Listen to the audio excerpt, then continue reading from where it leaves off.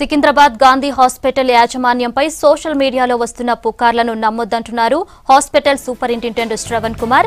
బతికి ఉండగానే చనిపోయినట్లు చెప్పారన్న వదంతులతో డాక్టర్లపై నిందలు వేశారన్నారు. గాంధీ హాస్పిటల్లో బాను అనే యువకుడు యాక్సిడెంట్లో గాయపడి ట్రీట్మెంట్ తీసుకుంటున్నాడు. అయితే బానుకు బ్రెయిన్ డెడ్ అయ్యే అవకాశం ఉందని మాత్రమే వారి తల్లిదండ్రులకు చెప్పామని క్లారిటీ ఇచ్చారు సూపరింటెండెంట్.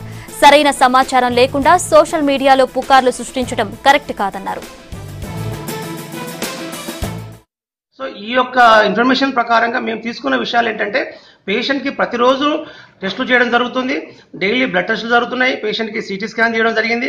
ఆ తర్వాత ఈసీజీ కూడా ప్రతిరోజు డైలీ ఈసీజీ తీసుకుంటడం జరుగుతుంది. ఈసీజీలో ఫ్లాట్ లైన్ ఉన్నప్పుడు మాత్రమే డాక్టర్స్ చనిపోయాడు అన్న ఇన్ఫర్మేషన్ ఇస్తారు బంధువులకు. ఈసీజీలో ఫ్లాట్ లైన్ లేకుండా చనిపోయాడు అని చెప్పి ఏ డాక్టర్ కూడా ఇవ్వరు. అయితే మా దగ్గర ప్రతిరోజు తీసినటువంటి ఈసీజీలు ఎవ్రీడే ఉన్నాయి. కాబట్టి జరిగిన విషయంలో గాంధీ హాస్పిటల్ యొక్క వైద్యుల యొక్క ప్రమేయం లేదు. గాంధీలో ఉన్నటువంటి ఏ డాక్టర్ కూడా చనిపోయాడు అని చెప్పిన మాట వాస్తవం కాదు.